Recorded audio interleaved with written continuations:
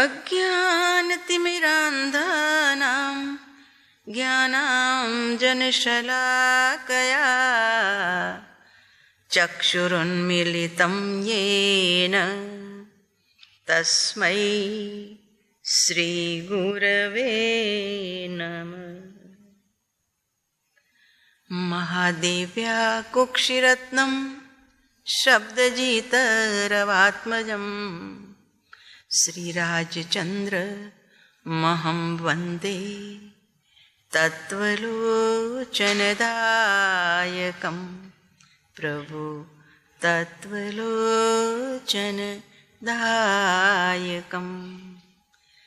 देवकुले समुत्पन्नं रत्नकुक्ष्या विभूषणं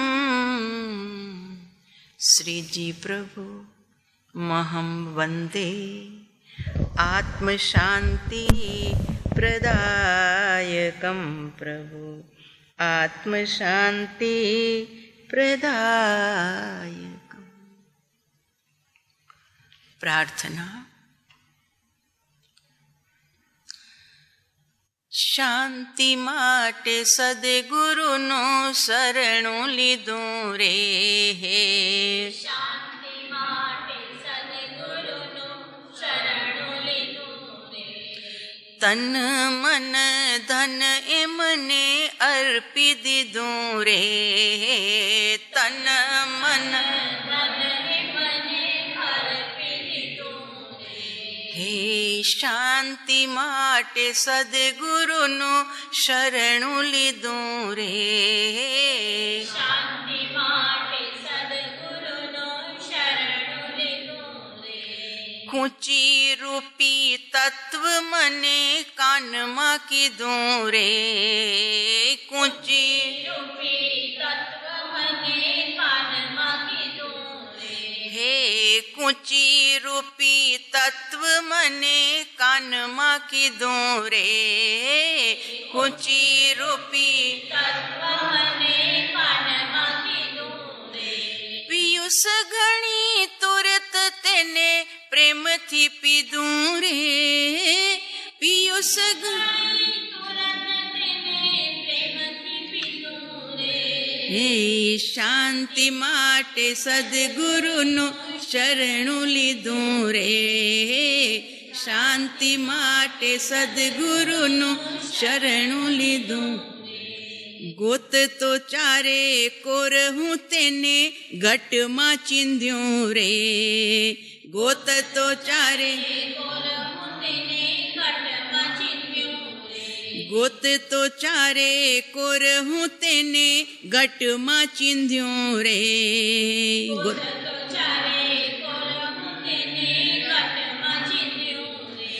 दया करीने दिलड़ामा दर्शावी दीधुं रे।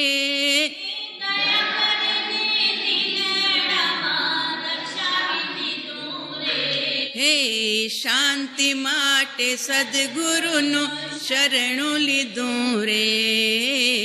शांति माटे सद्गुरुनो शरणु लीधुं रे। वैराग्य थी गुरुए मारूं मनडुं विंध्यूं रे।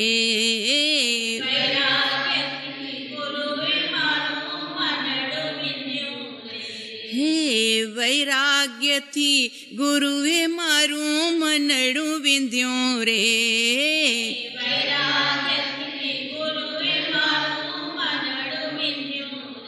संत शिष्य कहे सद्गुरुए कामण कीधुं रे। संत शिष्य कहे सद्गुरुए हे शांति माटे सद्गुरुनो शरणु लीधुं रे।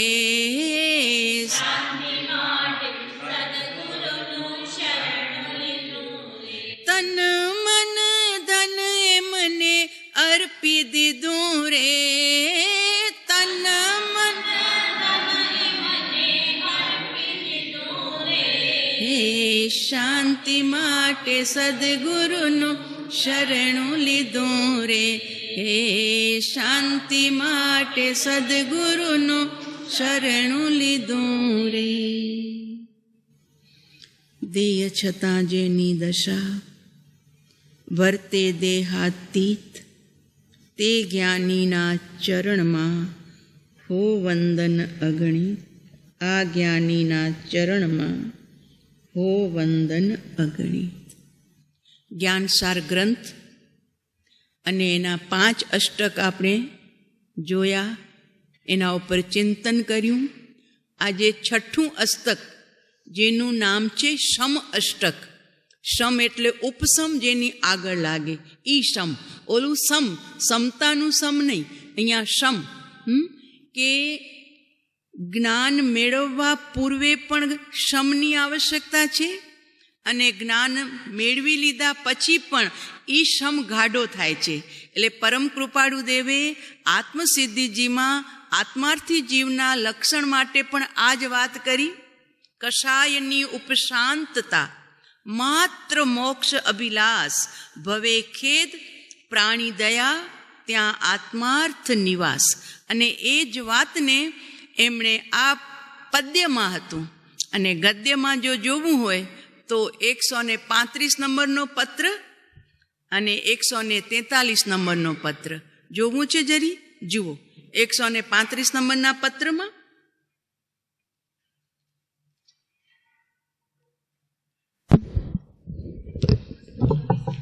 પેજ નંબર 225 છે. એ જ વાત, કષાયની ઉપશાંતતા, માત્ર મોક્ષ અભિલાષ, ભવે ખેદ પ્રાણી દયા, ત્યાં આત્માર્થ નિવાસ. આ 5 ગુણ મુમુક્ષુ બનવા પૂર્વે, એટલે કે સમ્યક જ્ઞાન પ્રાપ્ત કરવા પૂર્વે પણ જીવને આવશ્યક છે. અને જ્યારે સમ્યક દર્શન થઈ જાય ત્યારે તો એ ગુણ વિશેષ પ્રકારે ગૂઢ થઈ જાય છે. એટલે જો અહીંયા લખ્યું પરમ કૃપાળુ દેવે નિરંતર, બીજા પેરામાં, નિરંતર વૃત્તિઓ લખતા રહેશો, જિજ્ઞાસાને ઉત્તેજન આપતા રહેશો, અને નીચેની ધર્મકથા શ્રવણ કરી હશે, તથાપિ ફરી ફરી તેનું સ્મરણ કરશો. સમ્યક દશાના 5 લક્ષણો છે. આનાથી ઓળખાય કે એને કેટલું જ્ઞાન પચાવ્યું છે. તો આ 5 લક્ષણો શમ, સંવેદ, નિર્વેદ, આસ્થા અને અનુકંપા. હવે એનો અર્થ સ્વયં સાહેબ પોતે કરે છે. કષાય, ક્રોધાદિક કષાયોનું સમાઈ જવું, ઉદય આવેલા કષાયોમાં મંદતા થવી, વાળી લેવાય તેવી આત્મદશા થવી, અથવા અનાદિકાળની વૃત્તિઓ સમાઈ જવી, તે શમ. આ શમ છે. કષાય ખબર પડે આપણને ઉદયમાં આવી રહ્યા છે, મને હવે છેડતા નહીં, જો પછી હું રહીશ નહીં, મને તમે છેડો નહીં. એટલે એનો મતલબ શું થઈ ગયું કે હવે ક્રોધરૂપી કષાય આવી રહ્યો છે, માટે તમે મારાથી બચીને ચાલો. હવે મારા ક્રોધમાં તમે વધારે તેજાબ કે પેટ્રોલ ન નાખો. તો જીવને ખબર પડી ને, તો બસ ત્યાં આ જ્ઞાનીના વચનો જો જ્ઞાનમાં આવે ને હાજર થાય, એક ઉદયમાં આવેલા કષાયોમાં મંદતા થવી. અરે હું બીજાને તો બાળીશ ત્યારે બાળીશ, પણ પહેલાં મારું જ ઘર હું બાળી નાખું છું. દિવાસળી છે ને, એ દિવાસળી સળગાવીએ અને કોકને બાળવા જઈએ, પણ એ વસ્તુ બળે એના પહેલાં વચ્ચે હવાનો ઝોકો આવે એવો તેજદાર કે દિવાસળી ઓલવાઈ જાય, તો બીજાને તો બાળી ન શકી, પણ સ્વયં બળીને ખાક થઈ ગઈ. એમ આપણે કોકના ઉપર વરસવા જઈએ, પણ એ સામો જીવ શાંતિનો સાગર હોય, એ હસીને કાઢી નાખે તો એને તો કાંઈ ટચ ન થયું, પણ આપણે તો એના પહેલાં ઉકળી ગયા. એટલે ઉકળાટને સમાવવાની વાત કરી. તો આપણા આનંદગંજી સાહેબે ચંદ્રપ્રભુ સ્વામીના ભગવાનના સ્તવનમાં એટલી સુંદર ઉપમા આપી કે જ્યારે ઉપસમ ભાવ ગાઢો થઈ જાય છે, એકદમ પૂર્ણતાને પ્રાપ્ત થઈ જાય છે, ત્યારે એમણે ચંદ્રપ્રભુ સ્વામીના સ્તવનમાં વંદના કરતા લખ્યું, પ્રભુની સ્તવના કરતા લખ્યું, દેખણ દે રે સખી મુને દેખણ દે, ચંદ્ર પ્રભ મુખ ચંદ સખી મુને દેખણ દે, સેવે સુર નર ઇંદ સખી મુને દેખણ. પછી લખ્યું ઉપસમ રસનો કંદ સખી મુને દેખણ. હે ચંદ્રપ્રભુ ભગવાન, આપને સુર નર અને ઇન્દ્રો, દેવેન્દ્રો, નરેન્દ્રો બધા આપને પૂજી રહ્યા છો. આપ કેવા છો? તો કે ઉપસમ રસનો કંદ. ઉપસમ રસ જેના ભીતરમાં નિરંતર પ્રવાહિત છે એવા પ્રભુ બારમાં પણ જાણે ઠળેલું બરફની લાદી જોઈ છે ને, કેટલી મોટી મોટી હોય છે, પણ એમના ઉપર હાથ રાખો તો ઠંડુ ઠંડુ ઠંડુ. એમ આવા પરમાત્મા કે જ્ઞાની ધર્માત્મા જેમના ભીતરમાં આવી બરફ તો હજુ પણ પીગળી જાય. જો આપણું પરિવર્તન કેવું આવવું જોઈએ જીવનમાં. તમે ફ્રીજમાં પાણી રાખો, ફ્રીઝરમાં, તો એ પાણી કેવું થઈ જાય? એકદમ ઘટ, બરફના ચોસલા પડી જાય. પણ જ્યાં ફ્રીજથી બહાર રાખો અડધા કલાકમાં, તો પાછું એ પાણીની અંદરમાં રૂપાંતર થઈ જાય છે. ફ્રીઝરમાં રાખેલું પાણી બરફ બની અને જ્યાં બહાર આવે તો ફરી પાછું એ પાણી બની જાય છે. પણ તમે દૂધને રાખો તમારા ઘરમાં કોઈ ખૂણામાં મેરવણ નાખીને, તો હવે એ દૂધનું આખું રૂપાંતર થતું જાય તો 6-8 કલાકે એ દૂધ શું થઈ જાય? દૂધ ન મળે. તો કે હવે ફરી પાછું દૂધ ક્યારે થશે મમ્મી? તો કે બેટા હવે તો એ દૂધનું રૂપાંતર કેવું છે કે સ્થાયી. એક વખત દૂધમાંથી દહીં બની ગયા પછી કદી ફરી પાછું એ દૂધ થતું નથી. તો આપણું રૂપાંતર કેવું હોવું જોઈએ? ફ્રીજમાં રાખેલા પાણી જેવું નહીં કે જ્યાં સુધી ધર્મસ્થાનકમાં કે સ્વાધ્યાયમાં કે સત્સંગમાં કે ભક્તિમાં કે પ્રભુ દર્શન વંદન પૂજનમાં હોઈએ ત્યાં સુધી તો ભગવાન, બીજાને સમજાવતા હોઈએ જાણે ભગવાન. પણ જ્યાં એક સ્થળ છૂટ્યું એટલે ફરી પાછા પાણી હતા ના ત્યાં.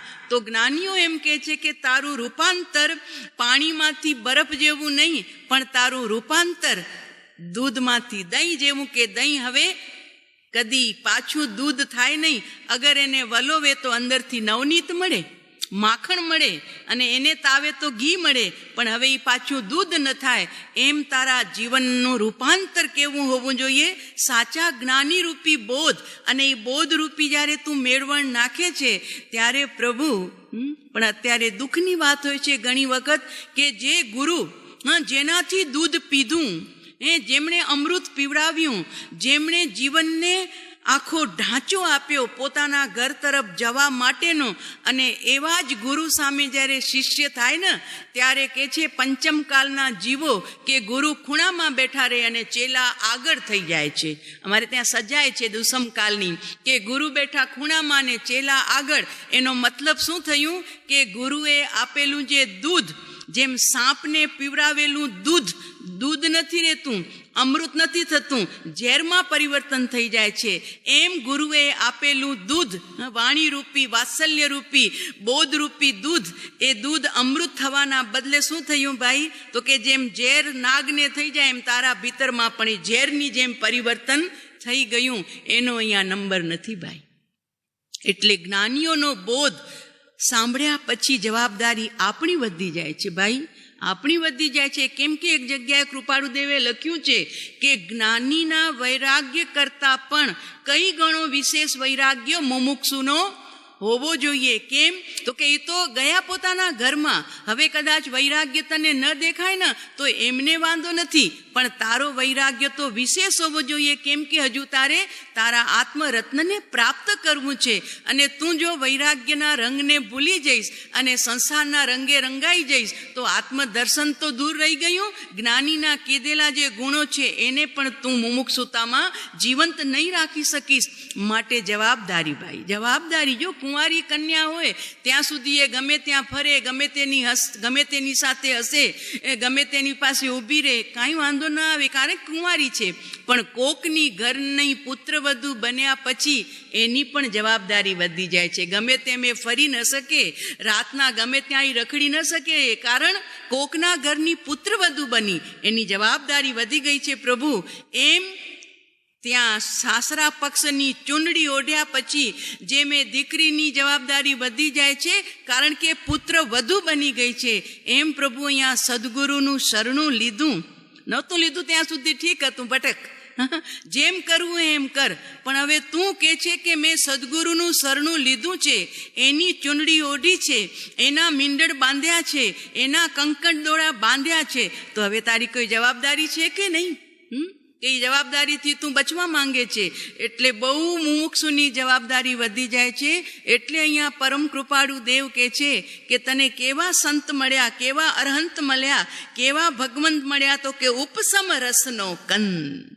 સવારે જાઓ, સાંજે જાઓ, રાતે જાઓ, બપોરના જાઓ, જ્યારે પણ જાઓ તો પરમાત્મા અત્યારે તો પ્રતિમા રૂપે મળ્યા છે, પણ કોઈ યોગ મળે અને સિમંદર સ્વામીના દરબારમાં પણ પહોંચશું ને ત્યારે પણ આપણને 24 કલાક જ્યારે પણ પ્રભુને નિરખવા જશું ત્યારે પ્રભુ ઉપસમ રસ કંદ દેખાશે.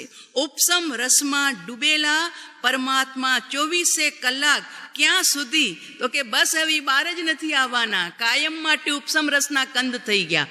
તો મને ઉપસમ રસ પ્રાપ્ત કરવો છે ભીતરમાં, બહારથી નથી આવનાર. કારણ કે બધા ચૈતન્ય રસ કહો, જ્ઞાન રસ કહો, શાંત રસ કહો, બધા રસ આપણી પાસે છે, પણ હજુ ઉપર પડેલ છે એટલે એ રસનો અનુભવ નથી. પણ આવા સંતોના ચરણ કમલમાં આવ્યા પછી એ રસને પ્રગટ કરવા માટેનો એક યોગ મળે છે. ઉપદેશ નોંધમાં પરમ કૃપાળુ દેવે એક સ્તુતિના 4 પાદ લખ્યા છે. એ સ્તુતિના કરતા છે ધનપાલ કવિ. ધનપાલ કવિએ સ્તુતિ બનાવી છે. એમાં એમણે એક લાઈન લખી, અહીંયા ઉપસમ, શમને આગળ ઉપસર્ગ લગાવી દીધો એટલે ઉપસમ થઈ ગયું. અને અહીંયા ધનપાલ કવિએ સમની આગળ લખાવ્યું પ્ર, તો કે પ્રસમ રસ નિમગ્નમ દ્રષ્ટિયુગમમ પ્રસન્નમ. કેવા છો પરમાત્મા? તો કે પ્રસમ રસ નિમગ્નમ. પ્ર એટલે પ્રકૃષ્ટ સમરસની અંદરમાં શું ડૂબેલું છે આપનું? તો કે દ્રષ્ટિયુગમમ, આપના 2 નેત્ર કમલ જ્યારે પણ જોઈએ છીએ ત્યારે પ્રસમ રસમાં ડૂબેલા છે.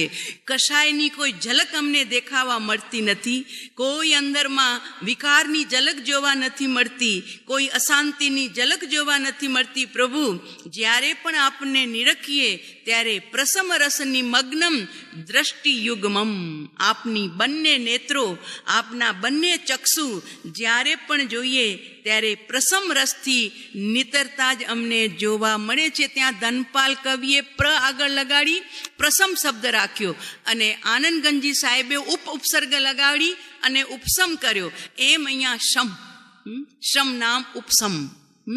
ઉપસમ અને વિશેષ જ્યારે શમ થાય ત્યારે પ્રસમ, પ્રકૃષ્ટ સમ, એટલે બસ એ ઠરી ગયો આત્મા પોતાના સ્વરૂપમાં. હવે એની પાસે ખાલી ક્રોધ નહીં હો, 4 કસાયની વાત છે પાછી. એમ નહીં સમજતા કે ક્રોધ જરા બળબડિયો છે ને એટલે તરત દેખાઈ જાય આપણને.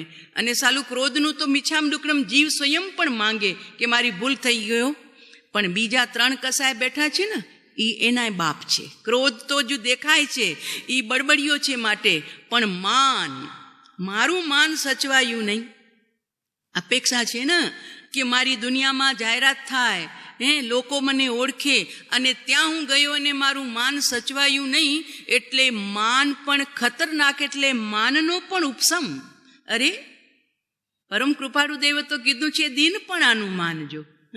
તારી પાસે માન, તું તો દીનપણાનું માન રાખ કે પ્રભુ આપના ચરણોમાં આઈ એમ નથિંગ. હું કાંઈ જ નથી. પ્રભુ આપે અમને કાંઈક પથ્થરમાં ટાંકણા ટાંકીને કાંઈક બોલવા યોગ્ય કર્યા કે કાંઈક જીવવા યોગ્ય કર્યા અને હું વરી પાછો ઉછળ્યો.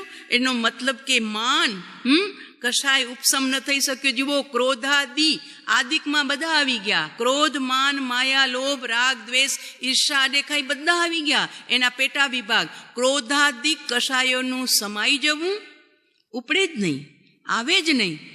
અને કાં ઉદય આવેલા કશાયોમાં મંદતા થવી. આવે ઉદય કાંઈ જોરદાર નિમિત્ત મળે તો, પણ મુમુક્ષુની જવાબદારી વધી જાય છે કે ના, મારે માન કશાયને પણ શાંત કરી દેવું છે. અરે શેનું હું માન કરું છું?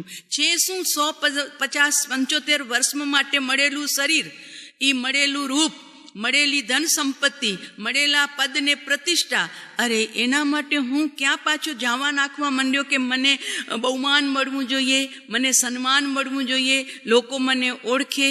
ભાઈ, એ મુમુક્ષુનું કર્તવ્ય નહીં. મુમુક્ષુનું કર્તવ્ય તો ઠરી જવાની વાત છે. કેમ કે પરમ ગુરુ અહીંયા લખે છે, ઉદય આવેલા કષાયો, માયા હોય તો માયા પણ અને લોભ પણ, આ ચારે કસાય ચંડાલ ચોકડી છે. અનંતકાળથી જીવને ભટકાવી રહી છે. પોતાના સ્વરૂપથી એણે દૂર રાખી દીધો છે જીવને. અને આટલી સમજણ મળ્યા પછી, આટલા સ્ટેજ સુધી આવ્યા પછી, અને હવે ફરી પાછી આ ભૂલ થાય તો હવે બચવાનું સ્થાનક ક્યાં? અમારે ત્યાં એક દુવો છે કે અન્ય ક્ષેત્રે કૃતમ પાપમ તીર્થ ક્ષેત્રે વિનશ્યતિ. બીજી જગ્યાએ કરેલું પાપ હોય ને તો તીર્થ ક્ષેત્રમાં જઈને એનો મીછામ ડુકડમ કરે, એ પરમાત્મા ભક્તિમાં નાઈ જાય, પશ્ચાતાપ કરે તો એના પાપ ધોવાઈ જાય. એટલે અન્ય ક્ષેત્રે કૃતમ પાપમ તીર્થ ક્ષેત્રે વિનશ્યતિ. પણ તીર્થ ક્ષેત્રે કૃતમ પાપમ વજ્રલેપો ભવિષ્યતિ. વજ્રલેપ, કે જેમ વજ્રનું લેપ કરીએ એ ઉખડે જ નહીં, એવા પટ્ટા લગાડે છે અત્યારે વૈદ લોકો કે 10 દિવસ સુધી ઉખડશે જ નહીં, તમે ગમે એટલું પાણી નાખો તો પણ. એવા એ વજ્રલેપ, એમાં વજ્રલેપ કે ઉખડે જ નહીં. ક્યાં કરેલું પાપ? તો કે તીર્થ ક્ષેત્રે. તો આ જ્ઞાની તીર્થ છે કે બીજું કાંઈ છે ભાઈ? જીવંત તીર્થ, જ્ઞાન રૂપ તીર્થ, દર્શન રૂપ તીર્થ, ચારિત્ર રૂપ તીર્થ, રૂપ તીર્થ, પ્રત્યક્ષ તીર્થ. ઓલા તીર્થે તો જવું પડે છે અને ત્યાં પાછો બોધ નથી મળતો. આપણા ભાવ પ્રમાણે આપણે બોધ લઈને આવીએ કે ભક્તિ કરીને આવીએ. પણ આ જીવંત તીર્થ, પ્રત્યક્ષ તીર્થ, કે જે આપણને ભૂલ થતા ટોકે પણ, ટકોર પણ કરે, અને એક હાથમાં વાત્સલ્ય પણ હોય, એક આંખમાં કડકાઈ પણ હોય અને એક આંખમાં વાત્સલ્ય પણ હોય. એટલે ઓલા કુંભારની જે ઉપમા છે ને, એ બિલકુલ સદગુરુ ભગવાનને એકદમ બંધ બેસતી છે. અંદરથી હાથ સંભાળે અને ઉપરથી ઠપ ઠપ ઠપ ઠપ ઠપ કરે, પણ આ પોચો ગળો હોય તો પાછો ભટકી પડે. એટલે જ્ઞાની ભગવંતો કહે છે કે ભાઈ, તીર્થ ક્ષેત્રે કૃતમ પાપમ, ક્યાં જઈને ધોઈશ તું આ સંસારમાં? વજ્રલેપ થઈ જશે. એમ અહીંયા તીર્થ ક્ષેત્રમાં સદગુરુ પ્રત્યે, મુમુક્ષુ પ્રત્યે, યા અહીં બેસીને બીજા કોઈ જીવ પ્રત્યે જો તું કષાયના ઉદયને આધીન થઈ જઈશ, પછી કયા ક્ષેત્રે જઈને, કયા ગંગામાં સ્નાન કરી અને તું પવિત્ર થઈશ. માટે સદગુરુ દેવનું આ વચન તમારા માટે માત્ર નથી, અમારા માટે પણ છે. અમે સાથે જ છીએ, વિદ્યાર્થી છીએ. અમે પણ વિદ્યાના અર્થી છીએ, આત્મવિદ્યાના. તો જેને આત્મવિદ્યા ખપે છે એને પ્રભુ ડગલે ડગલે, જો રસ્તા ઉપર ચાલીએ છીએ આપણે, 2 બાજુથી ગાડીઓ આવતી હોય છે અને રસ્તો ક્રોસ કરવો હોય છે. આટલા આજે મને 66 વર્ષ થયા, હજુ સુધી તો એક ગાડી અથડાઈ નથી. દિલ્હી પણ ગયા, કલકત્તા પણ ગયા, મુંબઈ પણ ગયા, લખનઉ પણ ગયા, વારાણસી ગયા, બધી દુનિયામાં ફર્યા, ભરચક વિસ્તારમાંથી નીકળ્યા, પણ હજુ કોઈ ગાડીએ ટચ પણ કર્યો. એનો મતલબ શું? પુણ્ય હતું એમ? તો કે ના, સાથે જાગૃતિ પણ હતી. માત્ર પુણ્ય નહોતું, સાથે જાગૃતિ પણ હતી. 2 બાજુ જોઈ લઈએ, આમ પણ જોઈ લઈએ, આમ પણ જોઈ લઈએ, અને પછી વચ્ચેથી. અને તમે તો મુંબઈમાં રહેનારા છો, ખબર જ છે તમને કઈ રીતે ક્રોસ કરો છો. તો જેમ બહાર નીકળ્યા પછી આપણે ક્ષણે ક્ષણે જાગૃત હોઈએ છીએ, આગળ પાછળ બધી બાજુથી ક્યાં ગાડી ટચ ન કરી જાય. ચલાવનારા પણ એ જ રીતે ચલાવે છે. પ્રભુ જેમ બહારમાં શરીરને સાચવવા માટે ઉપયોગ આપણો આમ ફરતો જ હોય છે, એમ પ્રભુ અહીંયા શરીરને સાચવવાની વાત નથી, અહીં તો પરિણામને સાચવવાની વાત. શરીરને કદાચ લાગશે તો પાટાપિંડી પણ થશે, પણ અહીંયા તો પરિણામ, એની સાચવણી કરવાની છે. અને એ પરિણામ જો નીચે ગયા તો પછી ખબર નહીં, ફરી પાછા ઉત્થાપન કરવા માટે, એને ઉપર લાવવા માટે કેટલી બધી મહેનત કરવી પડશે. માટે જ્ઞાનીઓની મીઠી શિખામણ છે કે પ્રભુ, ઉદય આવેલા કષાયોમાં મંદતા થવી, વાળી લેવાય તેવી આત્મદશા થવી. બસ વાળી લે આવ્યો ઉદય, તને ખબર પડે છે આપણને. જ્ઞાન આપણું જીવન છે. મારા ગુરુદેવને મેં આજથી 30 વર્ષ પહેલા પ્રશ્ન કર્યો હતો કે સાહેબ, બિલકુલ આપણને એમ લાગે કે કસાય ખતરનાક છે, ગમે એવો પ્રસંગ આવે પણ મારે ક્રોધ નથી કરવો, મારે માન નથી કરવું, પણ છતાં સાહેબ થઈ જાય છે. આ 30 વર્ષ પહેલાની વાત કરું છું, રામ ગુરુદેવ પાસે મારા. ત્યારે એમણે મને શું કીધું ખબર છે? એ બહુ સારી વાત છે, બહુ સારી વાત છે, આ તમારા પ્રગતિના પગરણ છે. કેવી રીતે સાહેબ? ક્રોધ તો આવી જાય છે. તો કે પહેલા ક્રોધ આવી જતો તો ક્યારે થતું હતું કે આ સાલો આવ્યો કેમ, આ આવ્યો કેમ, મારે નહીં આવવું જોઈતું તું છતાં આવ્યો. અત્યાર સુધી અંધારામાં રહી અને કસાયો થઈ જતા હતા. હવે તમારું જ્ઞાન જાગતું થયું છે. એ જાગતા જ્ઞાનમાં તમને ખબર પડી રહી છે કે મારા અંદરમાં કશાય નથી, અને છતાં કશાયનો ઉદય આવ્યો. તો આ મારે ચેતવા જેવું છે. આ કોણે કામ કર્યું? તમારા જાગેલા જ્ઞાને. તો આજે જાગેલું જ્ઞાન તમને ખબર આપે છે, અને એક દિવસ એવો આવશે કે તમે એ ક્રોધથી જ દૂર થઈ જશો, એ કશાયથી જ દૂર થઈ જશો. એટલે જરી નિરાશ થવાની જરૂર નથી. અત્યાર સુધી સૂતેલું જ્ઞાન હતું, ક્રોધ ન કરીએ તો ચાલે જ નહીં, કડપાઈ ન રાખીએ તો ઘરમાં ચાલે જ નહીં, એમ ચાલતું હતું ને. તો હવે અંદરમાં આ જે જાગૃતિ આવી ને કે મારામાં ક્રોધ છે જ નહીં, અને છતાં હું ક્રોધ કરી જાઉં છું, લોભ થઈ જાય છે. તો આ તમારા જ્ઞાનની બક્ષિસ મળી છે તમને, કે સત્સંગ કર્યો એનું આ તમને 4 મહિને ફળ દેખાયું છે કે ક્રોધ આવતા મને ક્રોધની ખબર પડે છે કે હવે આવ્યો છે. આગળ વધો, આગળ વધો. એક દિવસ એવી ધન્ય પળ આવશે કે તમારામાં ગમે એવો નિમિત્ત આવશે તો પણ તમારા પેટનું પાણી પણ હાલશે નહીં. કેમ? તો કે મારામાં ક્રોધ નામનો ગુણ જ નથી, મારામાં લોભ નામનો ગુણ જ નથી. તો પછી હું શાના માટે ઊંચો નીચો થાઉં, શાના માટે આકુલતા વ્યાકુલતા કરું? એટલે તમારા આત્માની સમૃદ્ધિનું જેમ જેમ તમને મહિમા વધતો જશે, એ ખજાના પ્રત્યે જેમ જેમ તમારી પ્રીતિ વિશેષ વધતી જશે, તેમ તેમ સ્વયં તમે ત્યાંથી હટી અને તમારા ખજાનાની સંભાળ લેવા બેસી જશો. એટલે ઓલા બધા ઢીલા ઢપ થઈ અને ત્યાંથી રવાના. પણ ત્યાં સુધી શું કરવાનું સાહેબ? તો કે ત્યાં સુધી જ્ઞાનીને હૃદયમાં રાખજો. કીધું ને અંબાલાલભાઈ કે સાહેબ આપની પાસે હું જ્યારે છું ત્યારે મને કોઈ કસાય હેરાન કરતા નથી. ત્યારે કૃપાળુ દેવે કીધું, અંબાલાલ તારા કસાયોને અમે સાચવીને બેઠા છીએ. આપને મારા કસાય કચરા સાચવવા પડે છે સાહેબ, તો હું જાઉં છું, તો હું જાઉં છું. મારો કચરો આપને સાચવવા, એ તો આનાથી બીજી કઈ મારી ગુસ્તાખી કહેવાય. માટે સાહેબ હું જાઉં પાછો ખંભાત. અંબાલાલ એમ નથી.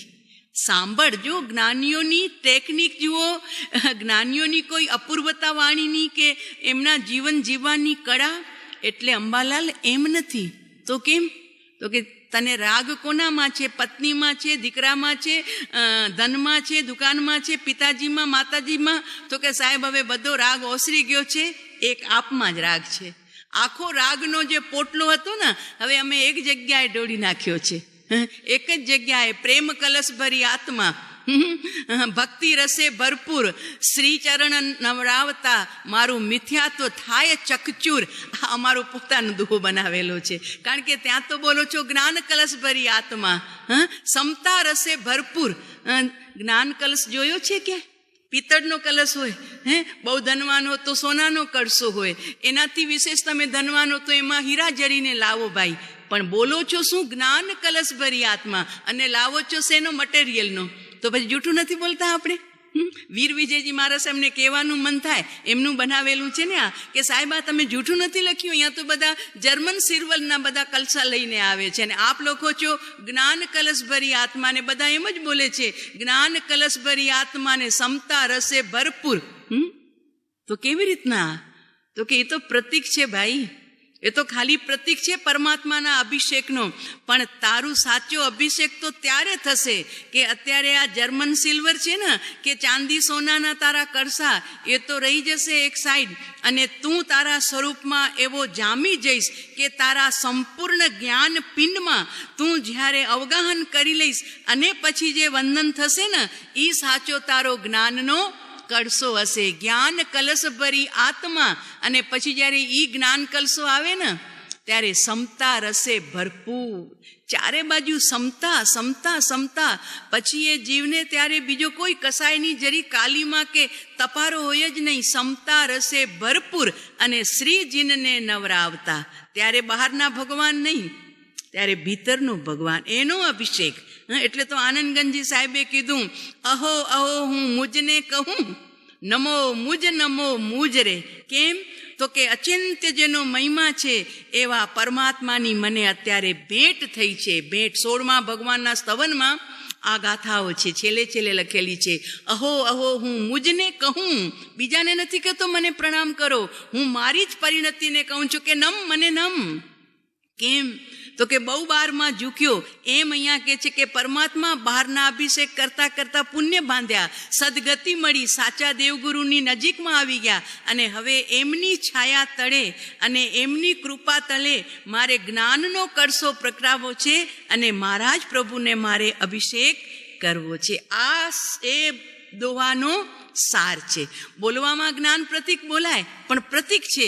જ્ઞાન તો ભીતરમાં પ્રગટશે પ્રભુ, અને ત્યારે સમતા. એમ અમે હજુ કીધું સાહેબ જ્ઞાન તો પ્રગટે ત્યારે પ્રગટે, પણ અત્યારે આપ મળ્યા છો, આપના ચરણ શરણ મળ્યા છે, આપની પ્રત્યક્ષ મુદ્રા મળી છે, તો અમારા માટે અત્યારે પ્રેમ કલશ ભરી આત્મા ભક્તિ રસે ભરપૂર શ્રીજી ચરણ પખાડતા થાય મિથ્યાત્વ ચકચૂર. અમારે મિથ્યાત્વને ચકચૂર કરવું છે, અને એ મિથ્યાત્વ જતા પોતાના પ્રભુના દર્શન તો સહજ થનારા છે. તો પ્રેમ, અંબાલાલભાઈને પૂછે છે પરમ કૃપાળુ દેવ, ક્યાં ક્યાં પ્રેમ છે? પત્નીમાં, પુત્રમાં, ધંધામાં, દુકાનમાં, પિતાજીમાં? તો કે નહીં સાહેબ, બધેથી પ્રેમ ઓસરી ગયો છે. હવે એક આપમાં જ અમને રાગ છે, પ્રેમ છે, ભક્તિ છે, જે કહો તે. તો કે અંબાલાલ આવો નિયમ છે. બધા કસાયો છે ને રાગની પાછળ છે. એટલે આપણા ભગવાન પણ વિત દ્વેષી નથી કહેવાતા, વિતરાગી ભગવાન કહેવાય છે. એટલે રાગ ગયો તો એની આખી પલટણ ભેગી ને ભેગી ચાલી જશે. જ્યાં રાગ છે ને ત્યાં જ દ્વેષ આવીને ઊભો રહે છે. રાગ નથી ને તો એ વ્યક્તિને આપણે ગમે એટલી વાર મળ્યા હોઈએ, દ્વેષ કદી આવશે જ નહીં. તો આખી પલટન કસાયોની રાગને આધીન છે, માટે આપણા ભગવાન વિતરાગી કહેવાય છે. તો કે અંબાલાલ તું કે છે કે અમારા પ્રત્યે તને રાગ છે, તો ધ્યાન રાખ, જ્યાં રાગ હોય ને ત્યાં તારા ભીતરમાં સત્તામાં રહેલા કસાયો પણ ત્યાં શાંત પડીને બધા બેઠા છે.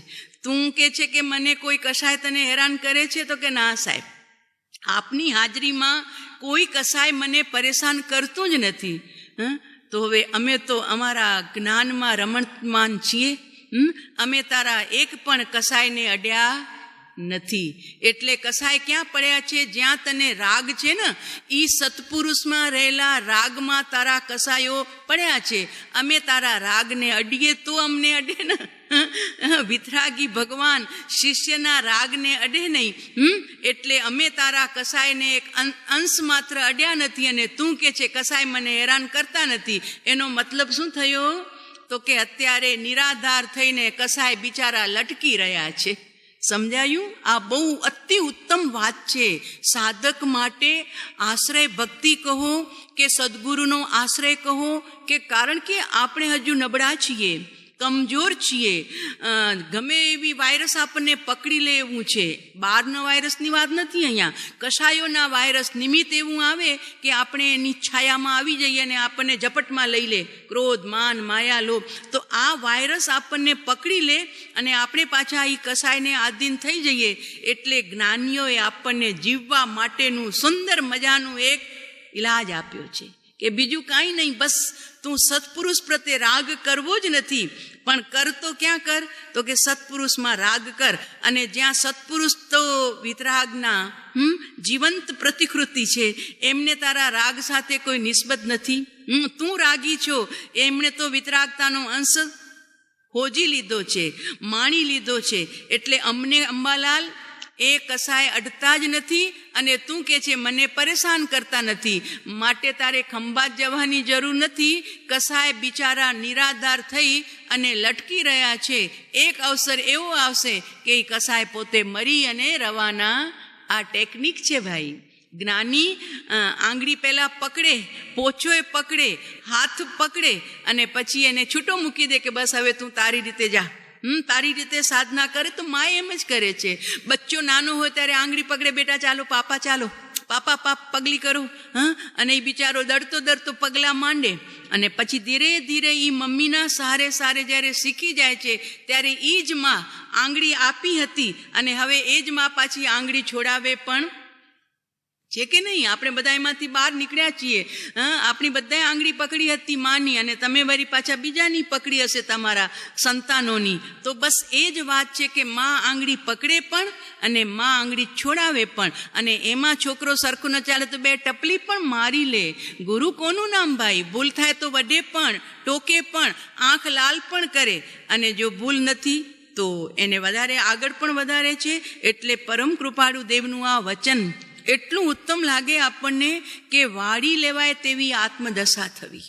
સાહેબ, આપ અંતરમાં રહેશો ને, બસ આપ જ્યાં સુધી અંતરમાં હશો ત્યાં સુધી કોઈ કસાય અમારી નજીકમાં આવશે જ નહીં, એવું આપ સ્વયં કહીને ગયા છો. પ્રત્યક્ષ સદગુરુની મૂર્તિ અંતરમાં હોય. પહેલાંય મેં લગભગ કીધું છે કે બસ 50 કિલો અનાજ હોય અને તમારે મુંબઈ જવું હોય ને, અનાજ વધેલું હોય, ચોખા કે દાળ કે મગ, એમાં શું નાખીને જાઓ? કોના ભરોસે રાખીને જાઓ છો ખબર છે?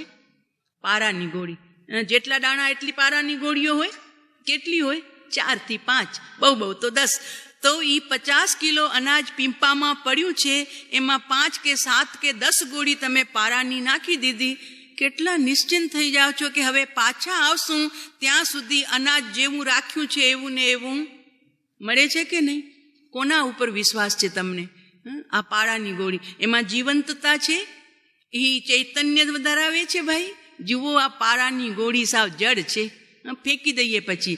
એવી પારાની ગોળીની તાકાત જુઓ કે એ પીંપામાં પડી હોય ત્યાં સુધી તમારા એ ચોખા કે મગ કે ઘઉંને સડવા નથી દેતી.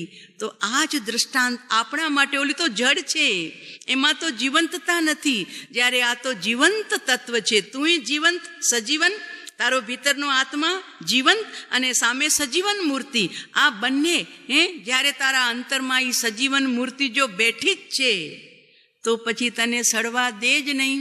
અને જો તું સડી રહ્યો છે ક્રોધથી, માનથી, માયાથી, અપેક્ષાથી, તો માનીને લે કે પારાની ગોળી ક્યાંક આગી પાછી થઈ ગઈ છે, આગી પાછી ગઈ, બહાર નીકળી ગઈ, માટે સડો લાગ્યો ભાઈ. અને કાંઈ દમ વગરની હતી. અત્યારે બધું નકલી આવે છે ને, બધી વાતમાં ભેળસેળ છે. નથી? અમારા ઓલા વાસક છેપમાં ભેળસેળ આવે છે. ત્યાં ચાલે ને વાસક છે સંપ્રદાયમાં તો કે માથામાં બહુ ખંજવાળ આવે છે. એનો મતલબ શું? કે એમાં ચંદનનો ચૂરો નથી, લાકડાનો બૂરો ભરેલો છે. એટલે બધી જ વાતમાં નકલ ચાલે છે, બધામાં ભેળસેળ. એમાં તારી પારાની ગોળી પણ છે ને, તારું અનાજ સડ્યું, એનો મતલબ કે પારાની ગોળીમાં ભેળસેળ હતી, કાંઈ ગડબડ હતી. એમ તારા અંતરમાં રાખેલા સત્પુરુષમાં પણ તે કાંઈક ભેળસેળ કરી નાખી છે. માટે તને આ સડો લાગ્યો કસાયનો, નહીતર તું જીવંત રહી જાત. તને કોઈ હેરાન ન કરી શકતે. એમ પ્રભુ એક નાની પાળાની ગોળી પણ અનાજને સડવા ન દે. યશો વિજયજી મહારાજ સાહેબે ગાયું છે એક સ્તવન. वासित है जिन गुण मुझ दिल को जैसो सुर तरु भाग. ભગવાનને કે છે યશો વિજયજી મહારાજ સાહેબ, ભક્તિ સંપન્ન એમના સ્તવનો છે. વાસિત હૈ જીન ગુણ મુજ દિલ કો જૈસો સુર तरु भाग और वासना लगे न ताकू और वासना लगे न ताकू जस कहे તું વડ ભાગ પ્રગટ્યો પ્રભુ શું પૂરણ રાગ પ્રગટ્યો પ્રભુ શું પૂરણ રાગ.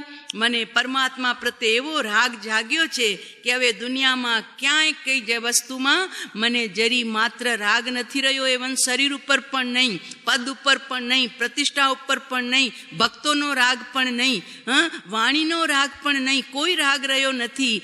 વાસિત હૈ જીન ગુણ મુજ દિલકુ. પ્રભુ આપના ગુણોએ મારા હૃદયને એવું સુવાસિત બનાવી નાખ્યું છે, એવું સુવાસિત બનાવી નાખ્યું છે કે જાણે મારા ભીતરમાં એક નંદનવન જાગી ગયું છે. જુઓ આ પ્રભુની ભક્તિ યશો વિજયજી મહારાજ સાહેબની.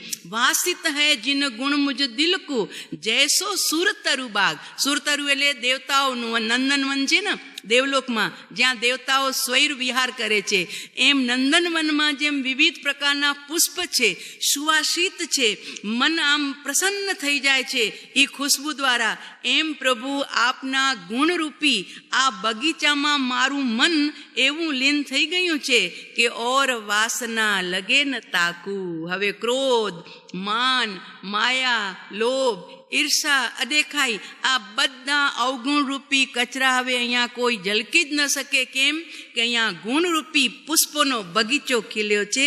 જસ કહે, પોતે જ પોતાને કહે છે, જસ કહે આત્માને કહે છે, તું વડભાગ, તું મહાભાગ્યશાળી છો પ્રભુ કે તે હૃદયરૂપી તારા બગીચાની અંદરમાં જિનેશ્વરના ગુણરૂપી પુષ્પ ખીલાવ્યા છે.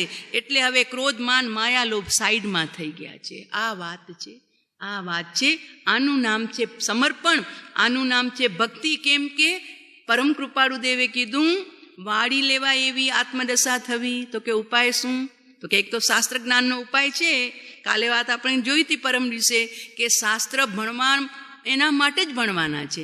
અત્યારે યશો વિજયજી મહારાજ સાહેબ એ જ વાત કરે છે આ શ્લોકની અંદરમાં કે વિકલ્પ વિષયોત્તીર્ણ સ્વભાવ અલંબનમ સદા જ્ઞાનસ્ય પરિપાકો યહ સ સમ પરિકીર્તિત. તેને સમ કીધું. કારણ કે મન વિના પણ જેમ મોક્ષ નથી થતું, એમ મનથી પણ મોક્ષ થતું એ બે ધારી વાત છે ને. ગાડી વિના પણ ઘરે અવાતું નથી અને ગાડીમાં બેસીને પણ અંદરમાં જવાતું. એટલે જ્યાં સુધી જેની આવશ્યકતા છે ત્યાં સુધી જરૂરી છે, પછી એને છોડી દેવાનું છે. એમ અહીંયા યશો વિજયજી મહારાજ સાહેબ કહે છે કે તે સમ કહેવાય છે. પરિકીર્તિત એટલે સમ કહેવાયેલું છે. કોણ? તો કે વિકલ્પ વિષયોત્તીર્ણ, વિષયરૂપી વિકલ્પથી જીવ હટી ગયો અને પોઝિટિવમાં શું થયું? નેગેટિવથી વિકલ્પ હતા વિષયના અને પોઝિટિવમાં સ્વભાવનું આલંબન લીધું એ જીવે. એનો જ્ઞાનસ્ય પરિપાકો યહ, તો કે જેમ જ્ઞાન વિના સમ પ્રગટતું નથી એમ સમ પ્રગટાવવા માટે જ્ઞાનની આવશ્યકતા છે અને જ્ઞાન પ્રગટ્યા પછી પૂર્ણ સમ પ્રગટે છે. તો એના પૂર્વે પણ સમ જોશે. કેમ કે જ્ઞાનીનો બોધ ઉકળતા તેલના કડાયાની અંદરમાં જો પાણી પડી જાય ને તો તમને બધાને અનુભવ હશે. એ તેલ ઉછળી અને તમારા હાથને ડજાડ્યું હશે. કેમ? ઉકળતો તેલ છે ને, એટલે ઉકળતા તેલમાં પાણી જાય તો તેલ શાંત ન થાય, ઉછળી અને આપણને ડજાડે છે. એમ જ્ઞાની પણ રાહ જુએ છે. એમ જ્ઞાની રાહ જોઈ. પ્રભુ મહાવીરે ચંડકૌશિકનું આ દ્રષ્ટાંત છે ને એટલું સુંદર છે કે એમણે ચંડકૌશિકના ઉપશમની રાહ જોઈ. કશાયની ઉપશાંતતા, જ્યાં સુધી ઉકળતો ચડવું હોય ક્રોધથી, માનથી, માયાથી, લોભથી, જ્ઞાની કે અમારો બોધ ઉપરથી ફેલ જશે એટલે જ્ઞાની મૌન ધારણ કરી લે છે, બોલતા જ નથી. તો મહાવીર ઉપશમ ભાવ જ્યાં સુધી ચંડકૌશિકમાં પ્રગટ્યો નહીં, ડંખ ખાતા રહ્યા. 1, 2 અને 3 ડંખ સુધી એનો બધો કસાય છે ને શાંત પડવા ગયો. નરમાશ આવી ગઈ. અરે આ પથ્થર છે, પહાડ છે, થાંભલો છે શું? મારું આ શસ્ત્ર ફેલ ગયું. અને બસ ત્યાં જ એનો કસાય જરા મંદ પડ્યો. ક્રોધ કસાય મંદ પડ્યો, માન કસાય પણ મંદ પડ્યો. મારા એરિયામાં કોઈ આવી શકે નહીં, આ કોણ ઘૂસી આવ્યો, એને હું હમણાં પૂરો કરું છું. એટલે બધા કષાય એના મંદ પડ્યા. ત્યારે મહાવીરે મન પરોજ્ઞાનમાં જોઈ લીધું કે હવે આ બોધને પાત્ર થયો છે. ત્યારે કીધું શાંત થા, શાંત થા ચંડકૌશિક, શાંત થા. અને શ્વેતાંબર પક્ષમાં ગોશાલાની વાત આવે છે. 6 વર્ષ ભેગો રહ્યો છે ગોશાલો. તમે મારા ગુરુને, હું તમારો ચેલો. પણ મહાવીર પરમાત્મા એક દિવસ એને એક અક્ષર પણ કીધો નથી, એક અક્ષર બોલ્યા નથી. કેમ? કરુણા નહોતી એમની. કરુણા મૂર્તિ તો હતા ને. ચંડકૌશિકના ડંખ ખાઈને પણ બોધ આપ્યો પ્રભુ. તો આપની સાથે ગોસાળો 6 વર્ષ ભેગો રહ્યો તો આપે એને કાંઈ કીધું નહીં કે તું આ ખોટું કરી રહ્યો છે? પાત્રતા, ઉપસમ ભાવની પાત્રતા જોઈ નહીં કે આને જો એક અક્ષર પણ કહેવા જશું ને તો એ પાછો ઉકળશે. એટલે ઉકળતા તેલમાં પાણી ન નખાય એમ ઉકળતા આત્માને જ્ઞાનીઓ બોધ પણ આપતા નથી. અને કદાચ બોધ આપી દે ને, અત્યારના માતા પિતા બોધ આપવા જાય છે બિચારા, પોતાનું સંતાન છે, અવળા રસ્તે ન જાય એટલા માટે બિચારા બોધ આપે કે બેટા આપણે આ શોભે નહીં આપણી ખાન. તમને ખબર ન પડે પિતાજી, મને કાંઈ કહેવાનું નહીં, છે કે નહીં? અત્યારે આ બધા ઉકળતા ચડું, નથી માતાનો બોધ સાંભળી શકતા, શિખામણ નથી, પિતાની શિખામણ સાચવી શકતા. અને જ્યાં શિક્ષક ભણાવે છે એ પણ જો કાંઈ વધુ કહેવા જાય, અમે વાંચ્યું તો રત્નસુંદર મહારાજ નોટ ચોપડી આવી હતી ખાખરમાં, એમાં આવ્યું કે સત્ય ઘટના લખી હતી એમણે કે એક વિદ્યાર્થી જરા લેટ આવ્યો એટલે શિક્ષકે એને શિક્ષા કરી, બહાર ઊભો રહી જા.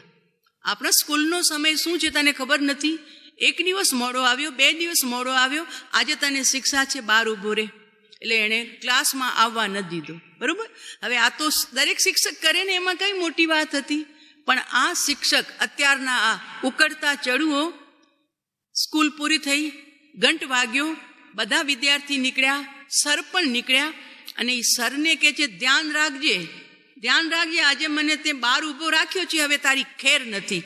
અને એના જે દોસ્તો હતા ને એને કીધું જો આણે મને આવી શિક્ષા કરી છે, હવે તો કે આવો સર ખપે જ નહીં આપણી સ્કૂલની અંદરમાં, ખપે જ નહીં.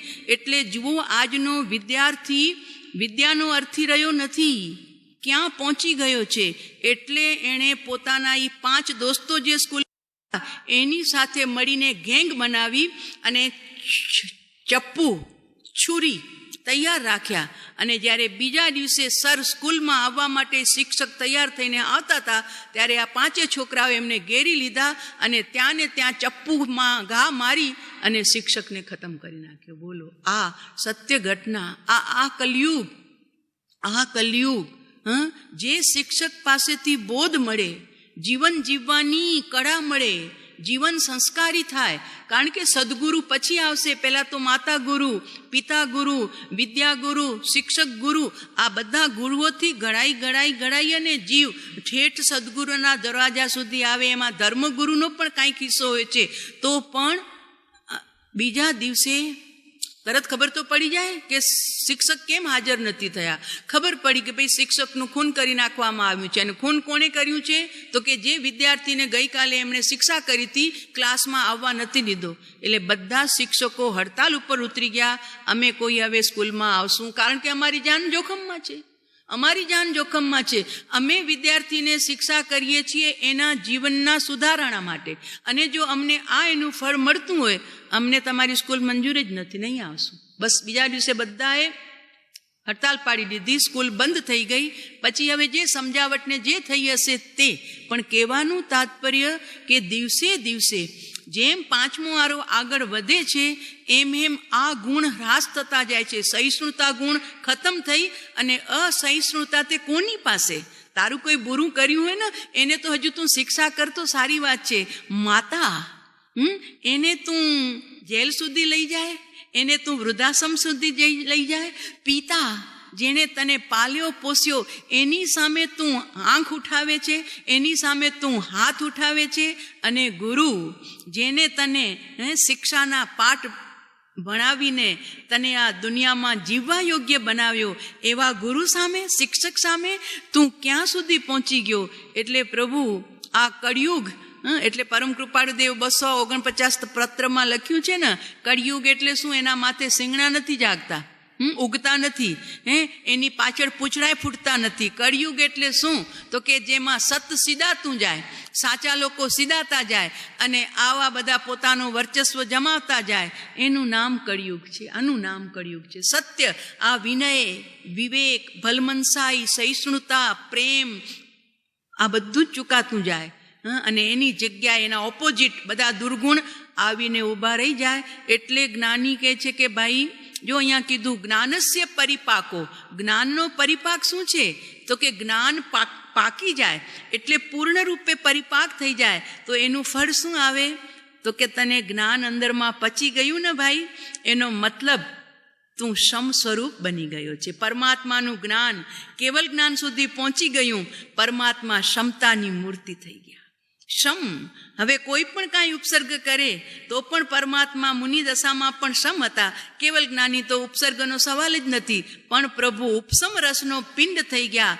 તો ઉપસમ રસને પ્રાપ્ત કરવા માટે જ્ઞાનની આવશ્યકતા છે, અને જ્ઞાનને પચાવવા માટે ઉપસમ રસની આવશ્યકતા છે. એટલે સમ્યક દર્શનના 5 લક્ષણ લખ્યા ને પરમ કૃપાળુ દેવે, તો કે અનાદિકાળની વૃત્તિઓ સમાઈ જવી તે શમ. કોઈ વૃત્તિ જાગે નહીં, અને જાગે ત્યાં વચ્ચે બચવા માટેનું સાધન એક જ છે, સદગુરુદેવનો આશ્રય, સદગુરુદેવની ભક્તિ, એના ચરણોમાં બેસી જવું. જેમ બહારમાં વિદ્યાર્થી હોય, નાના બાળકો રમતા હોય, તો એક વિદ્યાર્થીને કોઈ મારવા ભેગા થાય તો એ આવીને મમ્મી પાસે ફરિયાદ કરે, મમ્મી મને મારે છે. એ મમ્મીના આંચલમાં છુપાય, મમ્મી મને મારે છે છોકરા. એટલે મમ્મીનો આશ્રય એના માટે બળવત્તર હોય છે. એટલે મમ્મી એને કે બેટા ઘરમાં રહી જા, આપણે બહાર નહીં જવાનું. જો હું તને ઘરમાં કેરમ આપું છું, બીજા રમકડા આપું છું, ઘરમાં રમ. બહાર પછી જને તને કોણ મારશે, હું જોઉં છું, ચિંટુ પિંટુ કોઈ નહીં મારશે, ઘરમાં રમ. તો જેમ બહાર બાળક અસુરક્ષિત છે, પણ ઘરમાં આવ્યો તો માતાની છાયામાં, માતાના આંચલમાં એ સુરક્ષિત પણ થઈ ગયો, અને માએ રમકડા આપ્યા એટલે એ રમવામાં પણ પાછો તલ્લીન બની ગયો. એમ પ્રભુ બહાર આ કશાયો આપણને હેરાન કરે છે, બહાર કસાયો આપણને પરેશાન કરે છે. સાહેબ મને ક્રોધ નડે છે, માન નડે છે, માયા નડે છે, લોભ નડે છે. સત્પુરુષ કહે છે અમે તારી માં બનીને ઊભા છીએ, તું અમારા આંચલમાં આવી જા, અમારી આંચલમાં આવી જા. અને જો હવે અમે તને રમવા માટે રમકડા આપીએ છીએ, જ્ઞાનીના વચનોમાં તું રમતો થઈ જા, પછી જો તને કયો કસાય હેરાન કરે છે કે નહીં ભાઈ? આ ઉપાય છે હો, તમારા માટે ને અમારા માટે. નિમિત્ત મળશે. આ જગતમાં નિમિત્ત મળ્યા સિવાય રહેવાના નથી. કેમ? આપણે પૂર્વે જેવું બંધ કરીને આવ્યા છીએ, જેને આમંત્રણ આપીને આવ્યા છીએ, એ નિમિત્ત રૂપે હાજર થઈ જશે. કોઈ માતા રૂપે, કોઈ પિતા રૂપે, કોઈ ભક્ત રૂપે, કોઈ દોસ્ત રૂપે હાજર થશે. અને એ હાજર થયા પછી આપણને સારો નિમિત્ત પણ આપે અને ખોટો નિમિત્ત પણ આપે.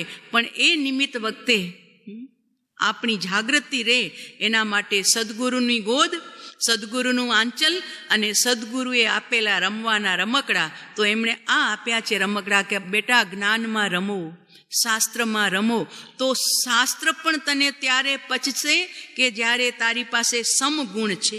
જો સમ ન હશે તો માતાની શિખામણ પણ જીવને ઉચ્છૃંખલ લાગે છે, પિતાની શિખામણ પણ નથી ગમતી, શિક્ષકની શિખામણ પણ નથી ગમતી. કેમ? ઉકળતા ચડું છે. મહાવીર સ્વામીએ ગોસાળાને એક શબ્દ કીધો નહીં, કારણ કે પાત્રતા ન જોઈ. અને ગૌતમ સ્વામી જીતવા આવ્યા હતા મહાવીર સ્વામીને, હું સર્વજ્ઞ છું, આ બીજા કોણ સર્વજ્ઞ આવ્યા છે? અને જ્યાં ગૌતમ આવ્યા ત્યાં પ્રભુએ એની પાત્રતા જોઈ લીધી અને આટલું જ કીધું, ગૌતમ આત્મા છે, આત્મા છે. તમારા વેદના અર્થ તમે ખોટા કર્યા છે. વેદ ખોટા નથી, વેદનો અર્થ તમે ખોટો કર્યો છે. આત્મા છે. અમારા વચનમાં વિશ્વાસ નહીં રાખો, તમે જુઓ, સ્વયં જુઓ, ભીતરમાં દૃષ્ટિ કરો કે આત્મા છે અને તે નિત્ય છે. કદી એ મર્યો જ નથી. પર્યાય બદલાય છે, વ્યંજન પર્યાય બદલાઈને શરીર બદલાઈ જાય, બીજો મળે, ત્રીજો મળે, પણ આત્મા તો અજર અમર અવિનાશી ત્રિકાળ સત્ય છે. જુઓ, જુઓ. મહાવીરના બોધનું અનુકરણ કરવા માટે પાત્ર જીવ આવ્યો હતો ને, એટલે મહાવીરના મુખથી આવ્યું, ગૌતમ આત્મા છે, નિત્ય છે, તમે અનુભવ કરો. અને ગૌતમ ત્યાં ઠરી ગયા પોતાના સ્વરૂપમાં. તો પાત્રતા હતી. તો મહાવીરના બોધના 2 શબ્દોએ ગૌતમ સ્વામીને ભગવાન બનાવી દીધા. સમ્યક દર્શન, એનાથી આગળ મુનિ દશા, અને એનાથી આગળ દ્વાદશાંગીના રચયિતા ગણધર પદ સુધી પહોંચી ગયા. ઉપસમ ભાવ. અને અહીંયા ગોસાળો સાથે રહ્યો છતાં એક અક્ષર પણ પ્રભુ બોલ્યા નથી, એવી શ્વેતાંબરમાં વાત આવે છે. અને ચંડકોશિક દૂર હતો છતાં મહાવીર ચાલીને ગયા. લોકોએ ના પાડી તો પણ એનો મતલબ ઉપસમ ભાવમાં લાવવા માટે મહાવીરે 3 ડંક ખાધા. અને જ્યારે શાંત થયો, બીજો એક દૃષ્ટાંત આવે. આપણે હમણાં ઓલી ભાષા બોલ્યા ને સાહેબજી, ઓલા બોલે 3 ગાથા બોલીએ છીએ, એમાં એક ચિલાતી મુનિની વાત આવી હતી કે એમને વૈરીએ ઘાત કર્યો અને એ સમતામાં ઊભા રહી ગયા. પણ એનું પૂર્વજીવન કેવું છે? 1 નંબરનો લબાડ હતો. ચિલાતી પુત્ર દાસીનો દીકરો હતો નામ તો બીજું હતું, એની માનું નામ ચિલાતી હતું, એટલે ચિલાતી પુત્ર તરીકે કહેવાયો. તો એ ચિલાતી પુત્ર એની મા જેના ઘરે કામ કરતી હતી શેઠના ઘરે, તો શેઠના 4 દીકરા અને 1 દીકરી જેનું નામ હતું સુષ્મા. તો સુષ્મા બહુ સુંદર હતી. તો બંને બાળ ગોઠિયા થયા, એટલે બંને રમતા હતા. ધીરે ધીરે એ મોટો થયો અને ઓલી છોકરી મોટી થઈ, તો હરકત બદલાઈ ગઈ તો શેઠની નજરમાં આવી ગયું. એટલે એણે ત્યાંથી એને રવાનો કર્યો કે મારા ઘરે હવે તારે આવવાનું નહીં. એટલે એને એ છોકરી પ્રત્યે પ્રેમ રહી ગયો હતો. એટલે એ નીકળ્યો ઘરમાંથી, શેઠે કાઢી નાખ્યો. એટલે એ ડાકુની પલ્લીમાં ગયો, ડાકુ બન્યો, લૂંટારો બન્યો અને પોતાની ટીમને કીધું, જુઓ મને કાંઈ નથી જોઈતું, આપણે ડાકો ડાલશું, ધન તમારું આ શેઠના ઘરમાં, ધન બધું તમે લેજો, પણ એની જે કન્યા છે એ મારી થશે. અને એમણે ડાકો ડાલ્યા પછી શેઠને ઘરમાંથી ધન ઉઠાવ્યું અને ઓલી જે સુષ્મા હતી એણે પોતાના ખભા ઉપર ઉઠાવી લીધી. અને સુષ્મા પણ એને ચાહવા લાગી હતી, કારણ કે બચપનથી જ ભેગા રમતા હતા. એટલે એ પણ જવા માટે તૈયાર થઈ. ભાગ્યા ત્યાંથી. શેઠને ખબર પડી સવારમાં કે અરે ચોર ધન તો લઈ ગયા, આપણી સુષ્મા ક્યાં? તો કે સુષ્મા દેખાતી નથી. નજર કરી, સુષ્મા છે નહીં, લાગે છે ચોર એને ઉઠાવી ગયો છે. કોણ છે એ ખબર નહોતી એમને. અને ભાગ્યા. 4 ભાઈઓ અને બાપા આગળ ભાગે છે. રાજા પાસે ફરિયાદ કરી, રાજાના સૈનિકો સાથે, અને બધા જ્યાં ચિલાતી સુષ્માને લઈને ભાગતો તો એની પાછળ બધા દોડ્યા પગલે. હવે ચિલાતીને લાગ્યું કે હવે હું દોડી ન શકીશ. એટલે સુષ્માને કીધું, તું જલ્દી ચાલ, હવે મારાથી તારું વજન ઉઠાવાતું નથી, તું પણ ભાગ ને હું પણ ભાગું. તો કે મારાથી ભગાતું નથી, તો તું ચાલ, મારા હાથમાંથી તું છટકી જઈશ, પછી તું બીજાને હું તને પરણવા નહીં આપીશ. મારી ન થઈ તો હું કોની નહીં થવા દઉં, પણ કે મારાથી હવે પગ ઉપડતા નથી. એટલે એને ગુસ્સો આવ્યો. હાથમાં રહેલી તલવાર એણે સુષ્માનું સીધું ડોકું ઉડાડી નાખ્યું. કારણ કે મારી ન થાય તો કોઈને ન થાય. ડોકું ઉડાવી ધડ ફેંકી દીધું. ડોકું હાથમાં લઈ લોહી નીગળતું ભાગ્યો. શેઠ પાછળ એ જ રસ્તે આવતા હતા દીકરીને બચાવવા માટે. જ્યાં ધડ જોયું, અરે બસ થઈ ગયો ખેલ ખતમ. ત્યાં જ બેસી ગયા એકદમ બેહોશ થઈને, હતાશ થઈને. 4 ભાઈઓ આવ્યા. બસ એ વાત તો આગળ જવા દો. આ તરફ આ હાથમાં લોહી નીગળતું સુષ્માનું મસ્તક, ખુલ્લી તલવાર લોહીથી ભરાયેલી, અને ભાગે જાય છે. એને ડર છે કે હું પકડાઈ જઈશ તો ફાંસીના માંચડે ચડીશ. ને એટલામાં એક મુનિરાજ ચારણ લબ્ધિધારી શાંત રૂપમાં ઊભા હતા. એને ધ્યાન આવ્યું કે આ મુનિ છે, એ મને બચવાનો ઉપાય બતાવશે. એટલે કે એ મુનિ, જોરથી બોલ્યો, એ મુનિ. એટલે એમણે આંખ ખોલી. સત્ય ધર્મ બતાવ, જલ્દીથી સત્ય ધર્મ બતાવ, નહીં તો આ તલવાર છે ને તારી સગી નહીં થાય, તારી સગી નહીં થાય. એટલે મુનિએ જોયું આ ભયંકર રૌદ્ર સ્વરૂપ. હવે આને ક્યાં બોધ આપવા બેસાય કે જીવદયા પાઠ, કે આ તારા હાથમાં છે એ પેલા દૂર કર. મુનિ સમજી ગયા આને લાંબુ લેક્ચર કામનું નથી, પણ જીવ યોગ્ય છે. એટલે મુનિરાજ ચારણ લબ્ધિધારી હતા. એણે કીધું, મને ધર્મ કહો, નહીં તો તલવારથી તમારું માથું ઉડાડી નાખી, જેમ આનું ઉડાડ્યું છે એમ. ત્યારે મુનિ આટલું જ કીધું, ઉપસમ વિવેક સંવર. ઉપસમ વિવેક સંવર. આટલું કહેતા ચારણ લબ્ધિધારી હતા, ચરણ ઉપર હાથ રાખ્યા અને પોતે આકાશમાં સડસડાટ ઉડી ગયા, વયા ગયા. કારણ કે ટકા એવું નહોતું. ઉપદેશ પણ કોને લાંબુ લચક દેવાય. 3 શબ્દ કહી ગયા. પાત્ર જીવ હતો. અરે મેં મુનિની પાસે કેટલા આક્રોશથી મેં બોધ માંગ્યો, કેટલા આક્રોશથી મેં ધર્મ માંગ્યો, અને છતાં આ મુનિરાજ કૃપા કરી અને મને આવો બોધ આપી ગયા. આ શબ્દો તો કોઈ અનુપમ છે, કોઈ અપૂર્વ છે, જીવનમાં કદી સાંભળ્યા નથી. શું કીધું એમણે મને? ઉપસમ વિવેક સંવર, ઉપસમ વિવેક સંવર. અને એ ઉપસમ વિવેક સંવર ઉપર એનું ચિંતન ચાલ્યું. ચિંતન ચાલતા ત્યાં જ ઊભો રહી ગયો. અરે ઉપસમ, અને હું ક્રોધથી, આક્રોશથી ઉકળી રહ્યો છું. ક્યાં છે મારામાં ઉપસમ? ક્યાં છે મારામાં સમતા? ધિક્કાર છે મને. એટલે હાથમાંથી તલવાર ફેંકી. હજુ સુષ્માનું માથું હાથમાં જ છે. ત્યાં આવ્યો વિવેક. આ વિવેક, કોકનું માથું લઈને હું ઊભો છું અને હું ધર્મ કરવા આવ્યો છું. ધર્મ માંગવા આવ્યો છું, તારામાં વિવેક ક્યાં છે? કોકનું માથું કાપીને આવ્યો છે, વિવેક પ્રગટ્યો. અરે આ મેં શું કર્યું? મારા સુખની ખાતર મેં કોકને હણી નાખી? ધિકાર છે મને. ઉપસમ, કશાય શાંત થયા, વિવેક પ્રગટ્યો, સ્વપરનું ભાન થયું, અને ત્યાં ને ત્યાં હવે સંવર વૃત્તિઓને ઘરમાં વાળ, કશાયોથી દૂર હટ, વિષયોથી દૂર હટ. સંવર સમ્યક પ્રકારે ભીતરમાં વળતો જા. ચિંતન ચાલતું ગયું, હાથમાંથી તલવાર ગઈ, હાથમાંથી સુષુમાનું મસ્તક ગયું, અને ત્યાં મુનિરાજની દશામાં, હજુ મુનિ દશા નથી લીધી, પણ ઊભા રહી ગયા એ ચિલાતી પુત્ર, અને અંદરમાં વૈરાગ્યની વૃદ્ધિ થઈ, અંતરમાં સંવરની વૃદ્ધિ થઈ. અને એમ લખ્યું એમના જીવન ચરિત્રમાં કે એમનું શરીર આખું લોહીથી રગડોળાયેલું હતું.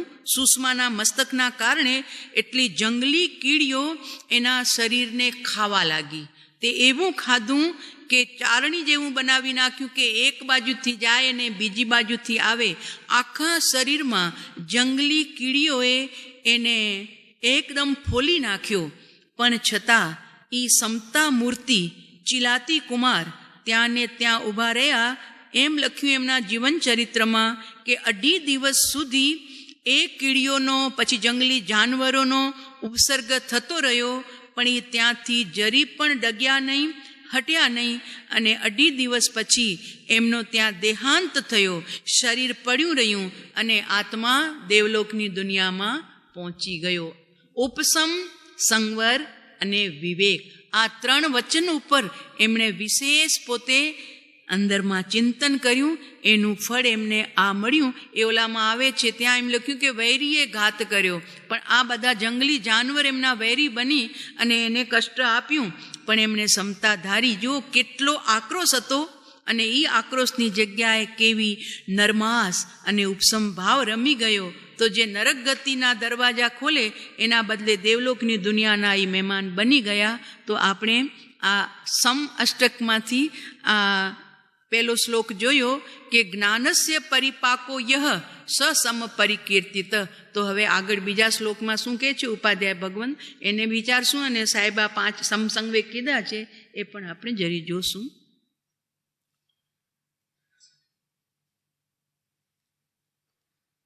પ્રશ્ન: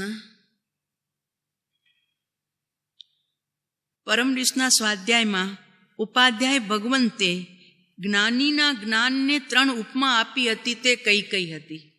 જ્ઞાનીના જ્ઞાનને 3 ઉપમા આપી હતી, તે કઈ કઈ હતી? રાઘવજીભાઈ.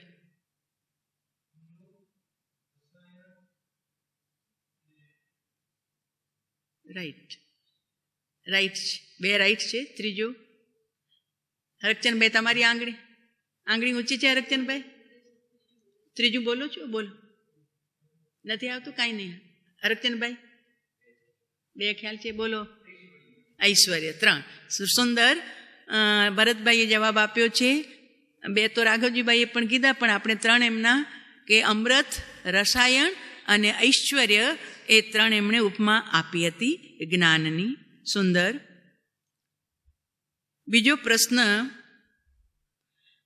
આત્માના આનંદમાં વિહરતા યોગીને ઉપાધ્યાય ભગવંતે કોની ઉપમા આપી હતી? બોલો દમયંતીબેન. વાહ, સુંદર. ઇન્દ્રની ઉપમા આપવામાં આવી હતી. ત્રીજો પ્રશ્ન: પરમ કૃપાળુ દેવે કયા બળની વર્ધમાનતા કરવા માટે સમાગમ ઉપાસવાનું કીધું હતું? બોલો રાઘવજીભાઈ. હવે તમે ફરી આંગળી ઊંચી છે. હા, 5 બળ. હા જી. અને ધ્યાન બળ. રાઈટ જવાબ આપે છે રાઘવજીભાઈ. જિજ્ઞાસા બળ, વિચાર બળ, વૈરાગ્ય બળ, ધ્યાન બળ અને જ્ઞાન બળ વર્ધમાન કરવા માટે સમાગમ ઉપાસવા યોગ્ય છે. રાઈટ. 3 પ્રશ્નો થઈ ગયા પૂરા.